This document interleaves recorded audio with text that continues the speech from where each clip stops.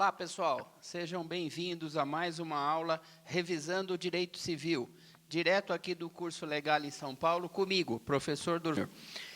Vamos lá, vamos fazer uma recordação breve da aula passada. O que nós vimos na aula passada, que eu falei para você que foi uma aula importantíssima, foi uma aula que você não pode perder, diria que imperdível. Por quê? Porque é a base de todo o estudo jurídico. Se você lembrar, ontem nós vimos atos jurídicos, né, fatos jurídicos e negócios jurídicos. Então, é uma aula que você vai utilizar em todo o seu curso de Direito. Por quê? Porque grande parte dos atos humanos, né, depois que nós temos aí a nossa capacidade, a nossa possibilidade, a nossa personalidade, seja representado, seja assistido, depois com a plena capacidade, né, de forma solo, então, o que acontece? Nós estaremos, durante toda a nossa vida, realizando negócios jurídicos. Então, é muito importante você ter aquela lembrança do negócio jurídico.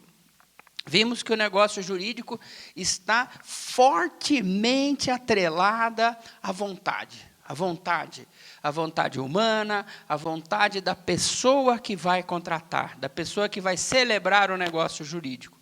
Lembra disso daí? Nós falamos que a pessoa jurídica ou a pessoa natural tem que ter esta vontade, uma vontade determinada para a realização daquele negócio e buscar os efeitos almejados por aquele negócio.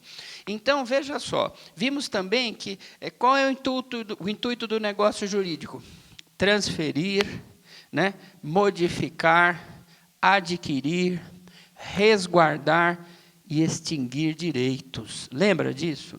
Então, veja só, pessoal, a base do negócio jurídico, a alma do negócio jurídico, que os latinos chamavam de ânimos, que é a alma, qual era? A vontade.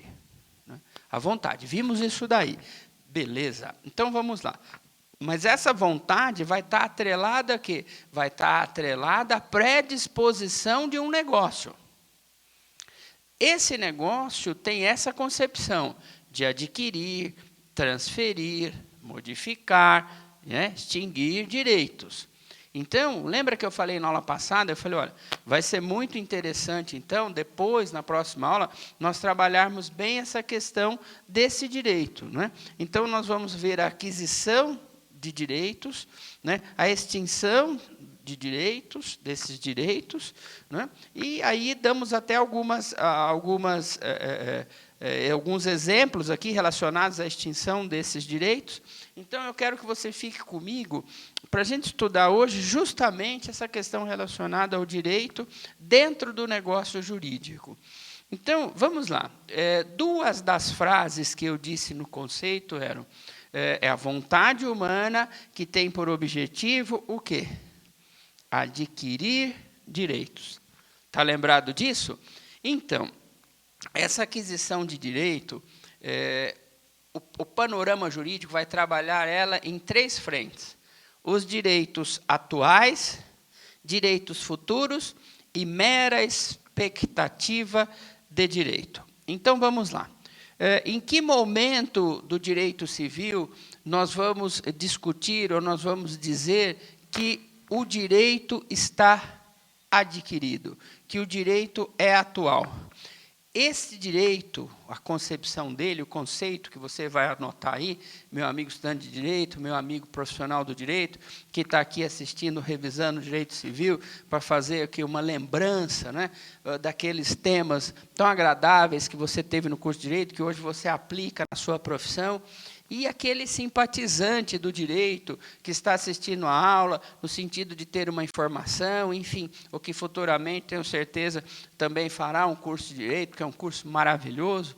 Então, o que é um direito atual? O direito atual é aquele que já está incorporado no meu patrimônio. Então, vamos lá.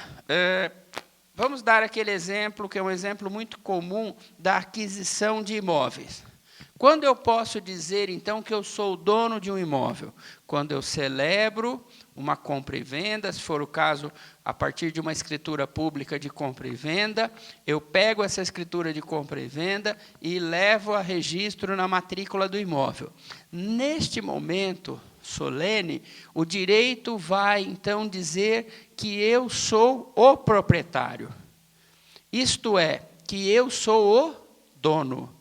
Então, pessoal, olha que interessante. Nesse momento, aquele direito que eu celebrei, aquele direito que eu negociei para adquirir, para aquisição, já é atual. Outra palavra que se usa muito é o direito adquirido. Direito atual, direito adquirido. É aquele que já está incorporado no meu patrimônio. Quer dizer que eu já passei por todas as fases, por todos os requisitos necessários para que aquele direito fique ou esteja incorporado ao meu patrimônio. Ele já é meu. E sendo meu, eu posso futuramente negociá-lo, se assim bem entender. Muito bem. O que seriam, então, os direitos futuros?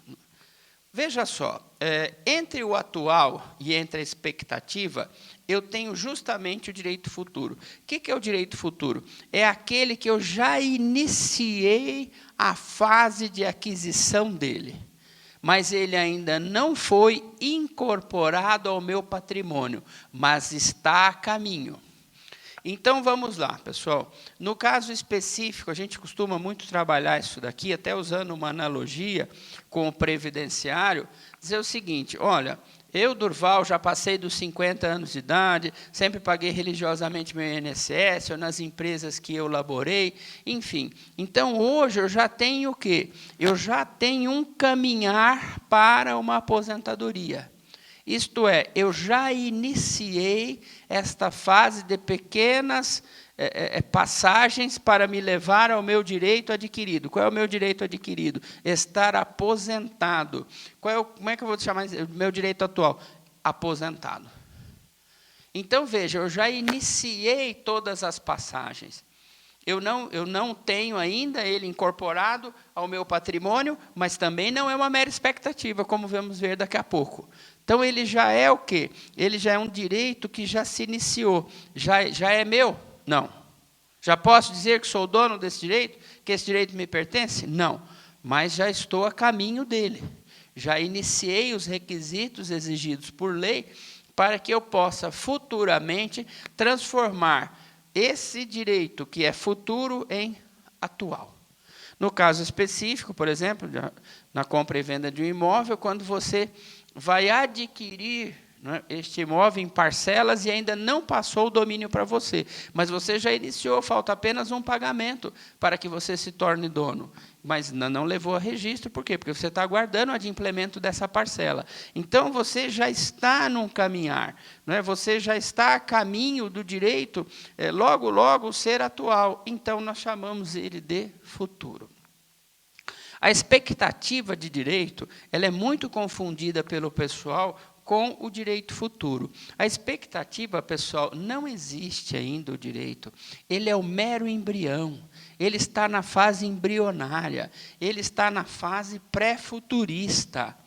Então, ele é um direito que ele está no horizonte, mas ele não ainda está incorporado ao seu patrimônio, ele não é seu, portanto, não é atual, e nem você iniciou aqueles requisitos necessários para que este direito possa ser incorporado ao seu patrimônio. Então, nós vamos dizer que você tem mera expectativa de direito.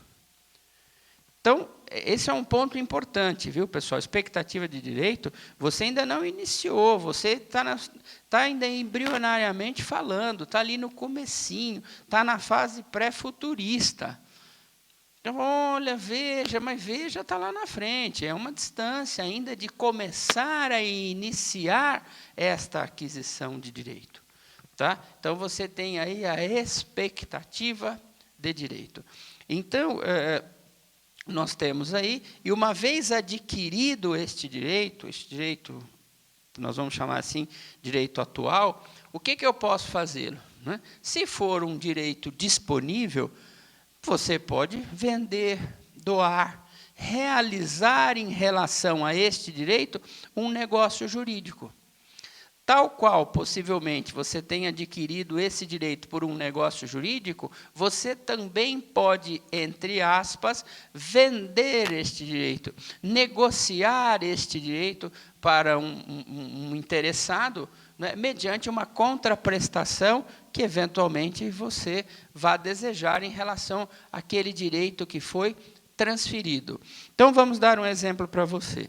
Você tem uma residência, mas não tem a escritura registrada. Portanto, no cartório competente, que é o cartório de registro de imóveis, na matrícula da unidade imobiliária. Então, o que você tem? Direito possessório. Direito possessório atual, porque já está incorporado ao seu patrimônio. Então, se alguém lhe procurar e falar o seguinte, olha, eu desejo adquirir esta residência, ele não vai poder comprá-la. Você vai verificar isso daqui comigo, lá na parte de contrato de compra e venda. Porque o contrato de compra e venda, você só pode vender se for o dono. Você pode, talvez, prometer vender, se você puder futuramente se tornar dono para passar a escritura para ele futuramente, ou, se isso não for possível, você fará uma cessão de direitos possessórios. E vai receber uma contraprestação pecuniária para isso daí, vai receber um dinheirinho. Então, esse direito já é atual, já está incorporado ao seu patrimônio. E, assim como ele foi adquirido anteriormente, né, ele vai estar extinto. Ele vai estar extinto, por quê? Porque você negociou esse direito com outra pessoa. Então, ao negociar o direito com esta outra pessoa e aperfeiçoar o ato, o que acontece? Ele sai, esse direito sai da sua esfera de propriedade e passa a ser atribuído a outrem por esse negócio jurídico realizado por você. Bacana, pessoal? Então, é isso, né? Então, nós temos aí a aquisição de direitos e, óbvio, como tudo na natureza, você adquire, né, e vai até um determinado momento que, eventualmente, aquilo não lhe interessa mais. Então, você pode, vamos chamar assim, vender, você pode negociar esse direito, como você pode ter outras referências em que você não negocia, mas o direito é extinto, por exemplo, por conta da lei. O que eu escrevi aqui para você do não uso? Aqui está escrito o seguinte, para você pegar em casa. Olha, Durval, eu não exercer um direito faz com que eu perca ele. Então, a ideia que se tem, a princípio, não. Né? O não exercício, né? O não uso, né? Não permite. Agora, alguns casos, sim. A exceção está no 3893 do Código Civil. E o exemplo que eu dou aqui para você, dessa questão uso-direito, é o da propriedade. O da propriedade, isso daí fica bem visível. Porque, vamos lá, pessoal, vamos dar um exemplo para vocês. Você vai até uma determinada livraria e compra um livro de direito. Você se afeiçoou pela capa, você gosta daquele autor, mas pode ser que, diante de tudo, de outros livros que você tenha comprado, da sua vida, do seu escritório futuro, você não abra mais o livro. Larga ele lá. Está lá jogado na sua casa. Ele é seu, ele é de sua propriedade, mas você não usa esta obra jurídica. Você não abre ela, não faz utilização dela. Então, eu pergunto para você o seguinte, simples fato de você não usar o livro, ele deixa de ser seu? Não. Então, está aí. O direito não se extingue pelo não uso, salvo algumas exceções previstas em lei, que aqui estão trabalhadas no 13893 do Código Civil. Veja só, pessoal, eu trouxe aqui alguns casos, né, de que este direito foi extinto. São alguns tópicos, alguns exemplos. Né? O primeiro é a confusão. O que é a confusão? É a consolidação na mesma pessoa da figura do credor e do devedor. Então, vamos lá. Então, eu vou chamar em linhas gerais. Eu devo para um determinado comércio, eu devo para uma mercearia, eu devo para uma padaria. Não, eu devo R$400 para essa padaria. E, depois de um mês depois, eu compro a padaria. Então, neste momento, eu sou, ao mesmo tempo, credor e devedor de mim mesmo. Então, o que acontece? Da minha pessoa. Então, o que nós temos aí? Nós temos a figura da confusão.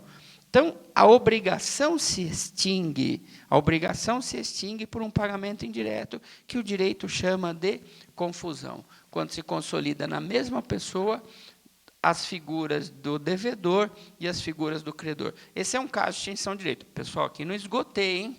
Fechou? Aqui não esgotei todos os casos. Aqui nós estamos dando apenas, então, somente, alguns exemplos para você que está em casa, de casos em que o direito é extinto. Próximo, instituição civil abolida. Instituição civil abolida.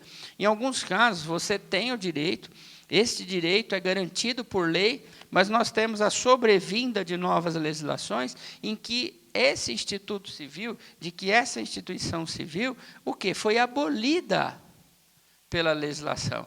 Foi abolida pelo mundo jurídico. Então, esse direito foi extinto até contra a sua vontade. Mas, uma vez publicada a legislação e período de vacatio legis, ela tem efeito erga omnes, né? É lógico que você vai observar, você fala assim, professor Durval, mas aí não tem a questão de que, do direito adquirido, não é? Sim, em alguns casos, você pode dizer que se o direito está adquirido, embora a instituição foi abolida, o seu direito é mantido. Por quê? Porque aquela máxima da antiga lei de introdução ao Código Civil, agora a lei de introdução à norma brasileira, que ela vai dizer o seguinte, que nem mesmo a sobrevinda de uma legislação ou uma decisão judicial e tal, podem eventualmente o quê?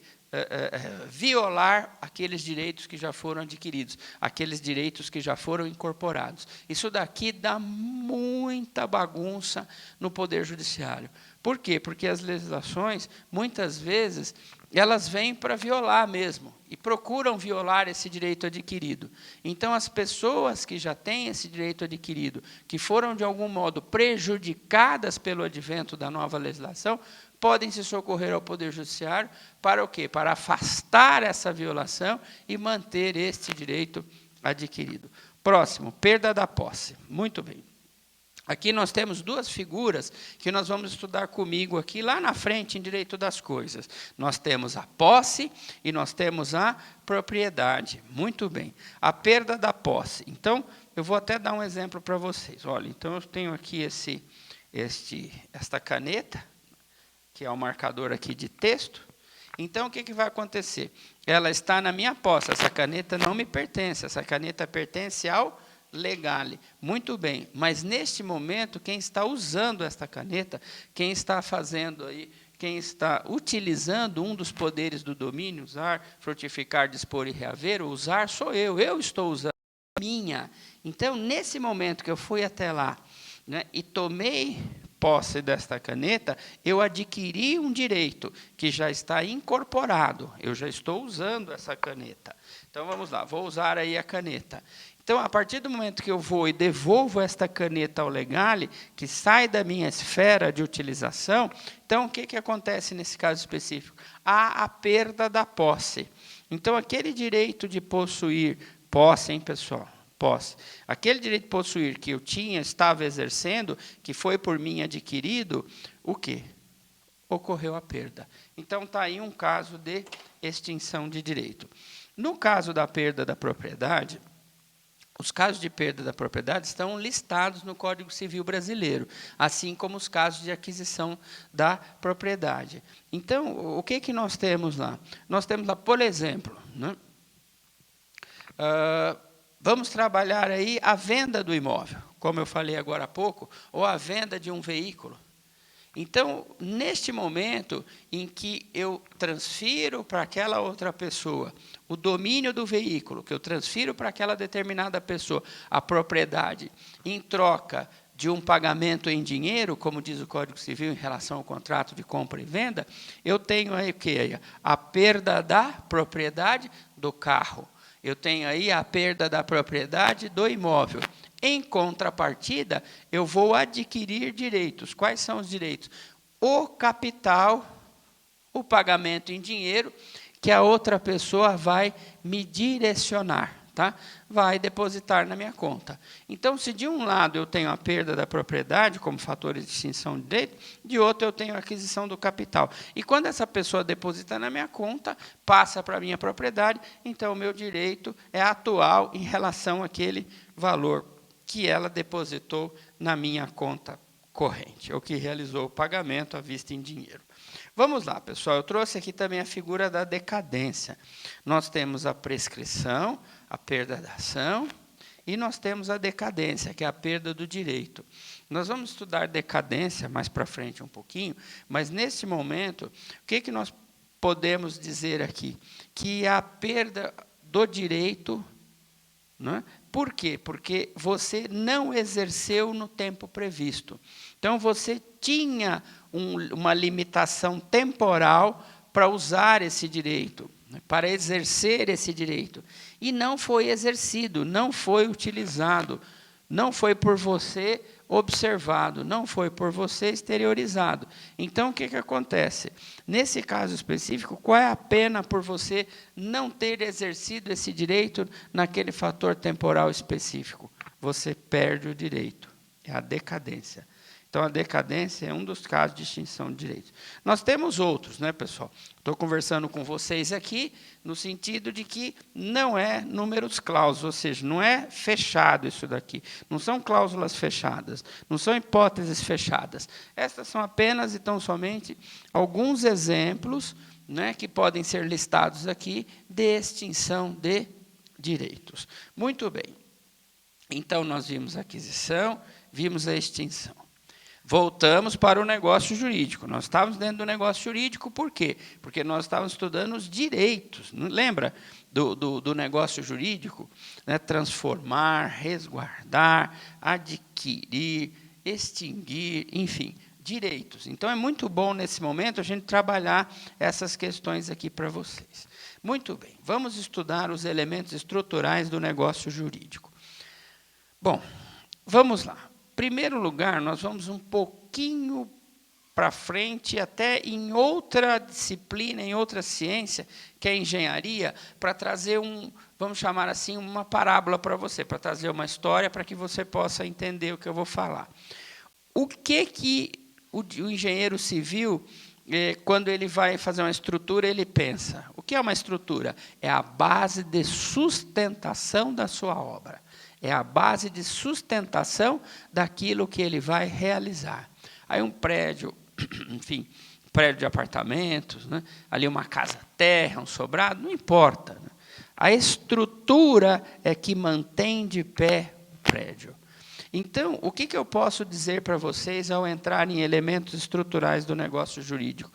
Estes elementos que nós vamos estudar agora, que vamos dividir em 3, né, são os elementos estruturais, são o quê? São o esqueleto do negócio jurídico. São aqueles elementos que mantêm o negócio jurídico em pé.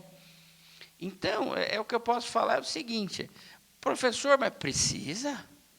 Eu preciso desses elementos. São os elementos que mantêm o meu negócio jurídico em pé.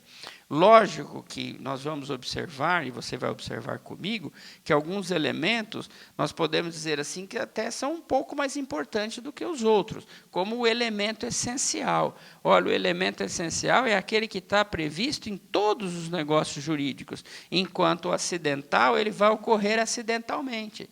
Então, se você vai me dizer o seguinte, se eu tenho um primeiro, que é um elemento essencial que tem que estar em todos, até sob pena de invalidação do negócio jurídico, e depois alguns elementos que ocorrem acidentalmente, isto é, por interesse das partes, que podem ou não inserir esse elemento estrutural no negócio jurídico, é óbvio que aquilo que eu estou falando faz sentido. Né? O elemento essencial ele tem uma importância bem particularizada nos elementos estruturais do negócio jurídico. Mas lembrando que elementos estruturais são aqueles o quê? Que fazem a sustentação, né? Que são a linha de apoio, são a base de apoio do negócio jurídico. Nós vamos dividir esses elementos estruturais em elementos estruturais essenciais, elementos estruturais naturais e elementos estruturais acidentais. Tá bom, pessoal? Então, quais seriam, então, os elementos essenciais? lembrando sempre que, lembra que eu falei nas aulas passadas, que no direito a gente tem que prestar muita atenção nas palavras? Lembra, pessoal? Lembra que eu falei para vocês que eu, por exemplo, desde que fui acadêmico de direito, como você que está me assistindo, hoje já advogo como vários colegas que também estão assistindo, o que eu sempre prestei? Atenção nas palavras. Então, o que é uma coisa essencial? Sem ela eu não vivo. Água, o ar, né? A nossa alimentação. Sem isso nós morremos. Sem isso nós não temos razão de ser. Então, veja só que interessante. É necessário que isso nos seja dado para que possamos viver.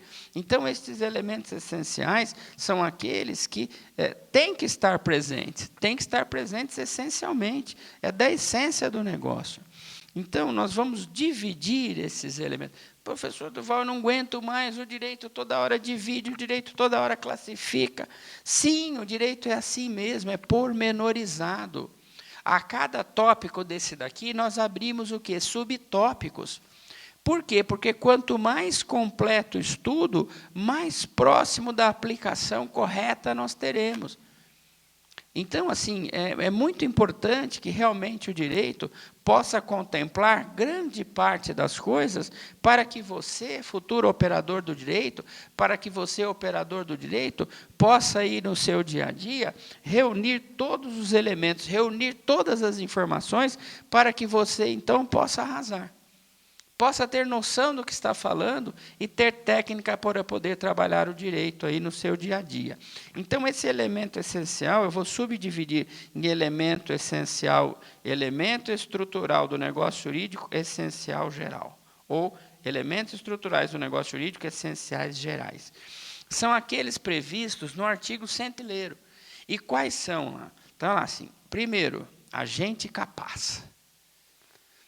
Bom, nós vimos nas aulas passadas, né, que a capacidade está relacionada à idade, né, à emancipação, ao discernimento, isso relacionado o quê? Relacionado à pessoa natural. E quanto à pessoa jurídica, quando é que a pessoa jurídica adquire a sua capacidade? Quando ela adquire a sua personalidade, a partir do registro, as pessoas jurídicas de direito público e privado, a partir do registro dos seus atos constitutivos no cartório competente, ou no registro competente, tá, pessoal? Então, a pessoa jurídica também tem capacidade, a pessoa jurídica também tem personalidade. Então, o primeiro requisito, o primeiro elemento estrutural do negócio jurídico essencial geral é o agente capaz. É o agente capaz. Esse é o inciso 1, lá do 104. Depois nós temos o 2. Qual é o 2? O 2 é o objeto lícito. Objeto lícito. Isto é, o objeto precisa de estar dentro do ordenamento jurídico. Aquele negócio que eu estarei negociando, aquele objeto que eu estarei negociando, nesse momento, por esse negócio jurídico, tem que estar dentro do meu mundo, dentro do mundo jurídico, de uma forma lícita. Isto é, que possa ser comercializado. Então, primeira coisa, primeiro elemento estrutural essencial geral, agente capaz. Segundo, objeto lícito. Na minha época, terminava por aí. Agora, o Código Novo diz lícito possível. Ou seja, que esteja dentro da possibilidade. Por quê? Porque algumas coisas ainda são impossíveis. Você não pode, por exemplo, contratar uma pessoa, uma prestação de serviço. Eu vou te contratar para você dar a volta ao mundo em 2 dias a pé, sem nenhum tipo de transporte. Então, a obrigação da pessoa é impossível. Então, por que é que o direito fala? O direito fala o seguinte, olha, então, qual é o elemento estrutural essencial geral? A possibilidade. Além do objeto ser lícito, ele também precisa ser possível. Estar dentro do campo da possibilidade. Porque impossível é considerado não escrito. Então, a lei não dá nem pelota para isso daí. Depois, nós temos o elemento estrutural essencial geral, ainda no inciso 2, objeto lícito, possível, determinado. Isso daí quer dizer o seguinte, quer dizer que no momento do negócio jurídico, você possa individualizar ele. Você pode dizer assim, é esse. Então, ele é determinado. Ele é determinado pelo contratante, ele é determinado pelo contratado, mas ele já é determinado. É esse. E, por final, nós temos objeto lícito, possível, determinado ou determinável. Qual é o objeto lícito aí determinável? É aquele que ainda não existe, mas eu já posso pré-determiná-lo. Eu posso, em determinado momento, dizer, é esse. Então, ele ainda não está determinado, mas ele poderá ser determinado no futuro. Então, o que acontece? Nós chamamos ele de determinável. Isto é, vamos dar aqui um exemplo para vocês desse caso específico. Você vai adquirir um carro, então você vai lá, a compra e venda do carro. Você já coloca o número do chassi, né, já coloca e já compra. Então, você tem ele o quê? Lícito, porque comprar e vender carro é lícito. Você tem ele já possível, porque é possível, comprar e vender carro está dentro do limite da possibilidade. E você tem o quê, pessoal? Tem ele determinado, é esse. É esse aqui. Mas você pode entrar lá no site da montadora, dizer o seguinte, olha, assim, eu quero esse carro assim, com essa cor, e faz o depósito. Mas seu carro só vai ser construído daqui a 2 meses, ele está na fila. Nem número de chassi ele tem, nem número de chassi ele tem. Então, ele não é um objeto determinado. Ele tem as características que você pediu e tal, mas ele ainda nem existe. Mas presta atenção, ele é determinável. Há uma possibilidade de, no momento adequado, você falar, é esse. Então, é esse. Então, nós temos o quê? Aí a figura do determinável. E, por fim, eu tenho o quê? Nós temos lá, forma pré-escrita. Então, estes são os elementos essenciais, gerais e estruturais do negócio jurídico. O que é a forma pré-escrita? É aquela forma do negócio jurídico já o quê? Já determinada por lei antes do negócio. Então, vamos lá, eu vou realizar um negócio, já tenho o manual de instrução, que é a legislação. Eu vou realizar, por exemplo, uma doação, eu já tenho no Código Civil toda a orientação para o contrato de doação. Eu vou realizar um contrato de seguro, eu já tenho no Código Civil toda aquela informação necessária para que eu possa celebrar de uma forma segura o quê? O meu contrato de seguro. Então, eu já tenho forma pré-escrita do negócio jurídico que eu vou celebrar. Mas e quando esse negócio jurídico for uma criação? Não tem lei ainda. Não tem lei ainda. Mas já é uma criação humana. E já está dentro do agente capaz, já está dentro do objeto lícito, possível, determinado, determinável. O que eu ainda não tenho? Ainda não tem forma pré-escrita. Ah, mas aí o Código Civil trabalha brilhantemente no inciso 3º com uma interjeição dizendo o seguinte, ou não proibida em lei. Olha que bacana. Lá na frente, em contratos, nós vamos lembrar disso daqui para poder trabalhar o contrato típico e o contrato atípico, também chamado nominado ou inominado. No contrato típico ou nominado, o que acontece? O contrato já está pré-escrito, ele já existe, já há uma orientação para aquele contrato. Aquele contrato já existe no ordenamento jurídico, na legislação editada. Mas presta atenção, pode ser que a pessoa abole um contrato que ainda não tem lei para isso. E aí pode? Pode, porque a legislação fala que o elemento estrutural essencial geral pode ser de coisas pré-escritas ou apenas e tão somente não proibidas por lei. Então, nós temos aí estes elementos, a doutrina, de forma muito brilhante, trabalha com outros elementos essenciais, e aqui eu quero inserir, por exemplo, a vontade. A vontade é muito importante, sem vontade não há negócio.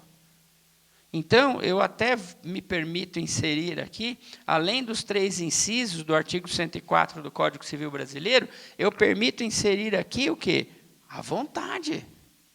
Sem vontade não há negócio. Então, é muito importante que nós tenhamos, então, a vontade para poder trabalhar o quê? Para dizer que agora o seu negócio jurídico está de pé. Olha que legal, pessoal. Poxa vida, eu acho isso daqui fantástico. E, aliás, de muito fantástico, também acho isso daqui importantíssimo para você. Por quê? Porque é um negócio jurídico. Então, é uma coisa que eu falei que você vai ver a vida inteira. Depois, nós temos os elementos estruturais do negócio jurídico dito particular, denominados particulares.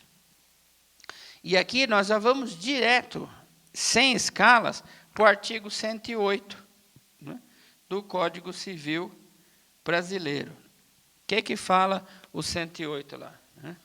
Sob pena de não ter validade, para os negócios jurídicos celebrados com imóveis ou direitos reais de valor superior a 30 salários mínimos, é necessário escritura pública.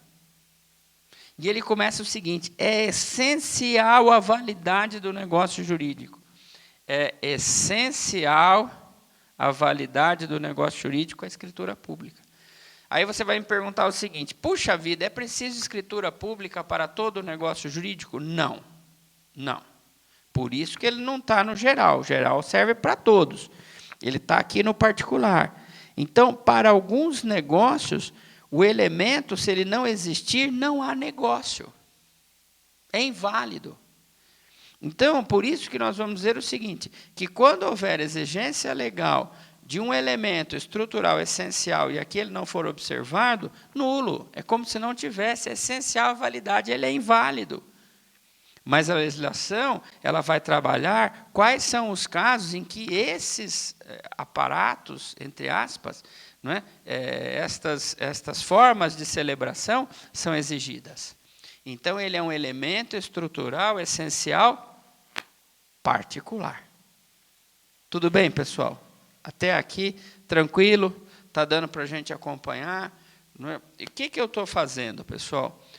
Como é uma aula de revisando o direito civil, na medida do possível, eu vou evitar a leitura do texto de lei, na medida do possível. É lógico que vai chegar em algum determinado momento que haverá necessidade, né, de nós termos essa leitura. Até porque o dispositivo de lei será muito importante para a formação do nosso juízo. Mas, na medida do possível, sempre que for possível levar a informação para você, acadêmico de direito, levar a informação para você, simpatizante, levar a informação a você, meu amigo, para você relembrar lá o que nós aprendemos naqueles tempos gloriosos que foram os tempos que nós estivemos cursando direito. Sem dúvida nenhuma farei. Tá? Eu vou manter o quê? A parte de informação e depois aí você vai avaliar, vai fazer a leitura dos artigos provavelmente citados por mim em sala de aula. Bacana? Bacana. Então, pessoal, nós vimos que os elementos estruturais do negócio jurídico são 3. Né? Primeiro nós temos os essenciais, depois nós temos os naturais e depois nós temos os acidentais. Muito bem. Os naturais, pessoal, os naturais são aqueles elementos estruturais do negócio jurídico que já nascem com o negócio jurídico. Já há o quê? Uma informação legal. Já há o quê? Uma exigência legal. Já a própria legislação já inseriu no negócio jurídico isto, como os vícios redibitórios. Os vícios redibitórios não cabem em alguns casos muito específicos, como na doação sem encargo, né? Então, a pessoa já levou de graça, então ainda vem pedir vício redibitório, mas já levou de graça. O que é o vício redibitório que acompanha naturalmente o negócio jurídico? Isto é, queira ou não queira, ele já está presente.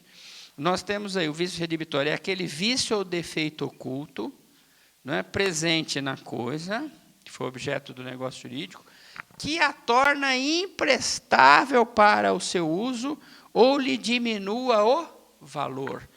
Então, vamos lá. Primeiro, essa coisa recebida desse negócio jurídico veio com um defeito. Fechou? Veio com um vício, veio com um defeito. Esse defeito é oculto. Tem que ser oculto. Tá?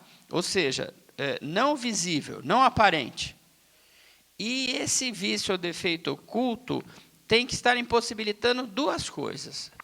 Primeiro, torna a coisa imprestável para o seu uso. Se for um carro, não liga. E o que você quer o carro? Para locomoção. Ou diminui o valor. Vou dar um exemplo para vocês. Um vício redibitório que faz um determinado veículo, né, ferver quando sobe ladeira. Ah, ninguém acha esse defeito, ninguém acha esse defeito, e você comprou esse carro, veio esse vício, e você não viu. E não é que ele não impede você de andar. Você anda, você está andando com esse carro para lá e para cá, tanto é que hoje você já passeou com ele. Mas é óbvio, ululante, que um carro que esquenta, né, ao subir aí essa ladeira, não vale a mesma coisa que um carro perfeito. Então, nós temos aí a presença dos vícios redibitórios. A pessoa, não é, que foi, vamos chamar assim, a contemplada com esse vício redibitório, ela pode buscar duas soluções. A primeira, devolver a coisa. A expressão usa a palavra redibir. Redibir a coisa, devolver a coisa. Eu não quero mais. Tem um vício ou defeito oculto que a torna imprestável para o seu uso, ou lhe diminui o valor, e eu não quero mais e estou devolvendo. Se a pessoa não aceitar, a ação redibitória, que é a ação para promover a devolução da coisa. Mas você tem uma segunda solução. Puxa, eu gostei tanto desse carro, esse carro é da minha especial predileção, eu sou muito afeto a ele, gosto muito dele, então eu quero manter ele, não é, como meu direito atual, já está incorporado no meu patrimônio, eu quero manter. Então, o que eu vou fazer? Mas não é justo que eu vá ficar com um veículo, paguei por um carro perfeito e tenho um carro com um defeito oculto. O que eu faço? Eu vou pedir um abatimento no preço. Essa ação se chama quanti minores, é a ação que você pede o abatimento de preço por vício redibitório. Então, vamos lá, pessoal, só para a gente poder relembrar. Então, está aí um elemento estrutural, não é, do negócio jurídico, de que tipo? Natural. Por quê? Porque a legislação já faz com que ele nasça naturalmente no corpo do contrato, na alma do contrato. Basta só a pessoa que se sentir prejudicada por esse vício ou defeito oculto, que não foi aparente, que promova aquilo que achar de direito, devolvendo o veículo, redibindo a coisa que foi comprada, eventualmente, ou pedindo o abatimento do valor. Essas são as duas possibilidades que você tem relacionados a estes elementos naturais do negócio jurídico. Muito bem, pessoal. Agora nós vamos analisar os elementos acidentais. Veja só, o que é a palavra acidente? O acidente não ocorre sempre. O acidente ocorre ocasionalmente. Então, o que acontece? O elemento acidental também vai ocorrer acidentalmente, também vai ocorrer ocasionalmente. Agora, presta atenção, por interesse das partes. As partes inseriram no negócio jurídico um elemento estrutural acidental. E aí nós temos 3 elementos estruturais acidentais do negócio jurídico. O primeiro, a condição. O segundo, o encargo. E o terceiro, o termo. Como essa parte aqui da matéria é um pouco, vamos chamar assim, há uma necessidade de um maior desenvolvimento por conta do professor, a gente vai ver que condição, evento futuro, né, incerto, termo futuro e certo, essa condição suspensiva, né, a condição resolutiva, tudo isso daí são detalhes que merecem um pouco mais de carinho nosso. Então, nós vamos fazer o seguinte, hoje nós estamos aqui espremidos pelo tempo, né, nós estamos aqui, e eu gostaria de trabalhar isso daqui com vocês na próxima aula. Então, na próxima aula, já fica aqui o nosso compromisso de estarmos juntos, eu e você, estudando o quê?